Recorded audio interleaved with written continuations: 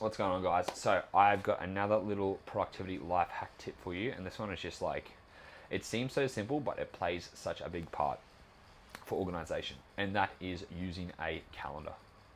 Yes, using a calendar, and not a Google calendar or an iCalendar. Like, they're fine to use, but to be able to look ahead of time to see what's coming up, it's very hard to look at that. Like, if I pull up my Google Calendar, I know I'm on the computer, so it's going to be a little bit different. Even if I pull up my Google Calendar now, if it'll show me the 7 days, right? Yeah, it shows me everything on a 7 days. So if I click on, what else can I show? Week, if I click on month. All right, so monthly, like, it's just like, it's all too much on like one thing, right?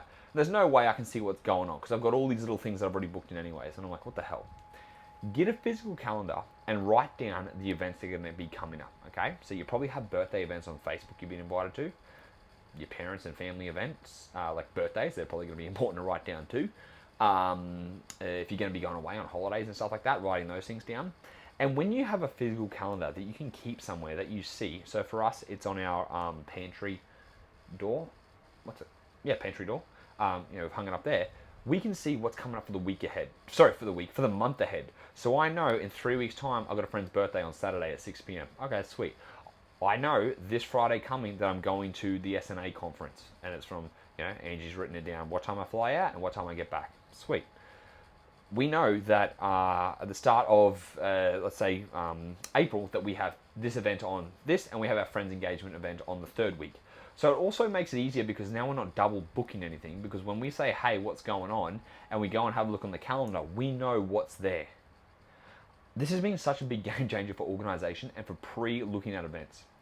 Especially for those of you, if you're going to go into a certain phase, whether it be a dieting phase, a gaining phase, any of those things, or just managing life. When you can look at events coming up ahead and you know how to navigate that, it just makes the planning so much easier. So you're like, okay, again, dieting side of things. You want to diet for 12 weeks. You're going to go from April the 1st until August the 1st or July the 31st, all right? You look at those 3 months ahead. You look at what events you've been invited to and stuff on Facebook, all that type of shit.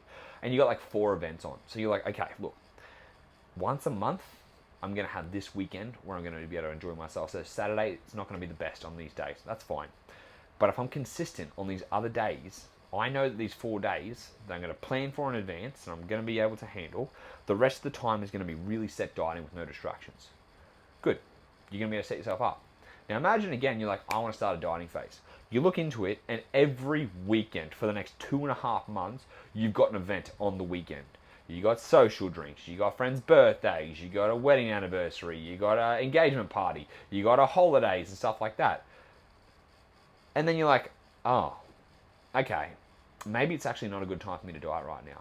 Fantastic. It's good you've looked ahead and you've decided that, because there's nothing worse than if you're going to try and diet and every weekend you had something coming up and you kept getting upset that you weren't staying on track on the weekends and you weren't able to get some results, and it was kind of like 10 weeks of just fucking running around in circles doing nothing, whereas like you're good during the week, you enjoy yourself on the weekend, you don't see much progress, and you're getting frustrated when it's like, why did you pick a hard time to diet then? Pick another time.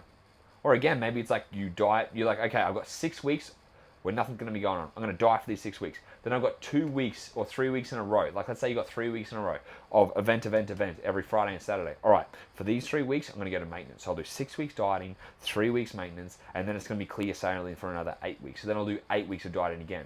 Great. Okay, sweet. Now you know how you're going to be able to navigate that, because this makes it so much easier versus just kind of going in blindly and being like, covering your hand. And imagine it's like, all right, I'm going to run a marathon. I'm just going to put my hand over my eyes and just try and think, I've got to get to 42 Ks. I don't know how far I am. I don't know how close I am. It's like, bro, like, just take your fucking hand off your eyes and have a look in the future with what's going to be coming up. And it makes life a lot easier. So it's a very simple productivity tip, but an organizational tip, I guess you would say. But if you'd make time to really get a physical calendar, to look at it each month, to plan out things that are going to come up, you're going to make it a lot easier to handle the shitstorm that life throws at you, and also just navigate through events, especially with those of you who are trying to diet and stuff like that. It just makes things so much easier. So there is your tip of the day, the week. Yeah, it's the week. And I'll speak to you guys next time.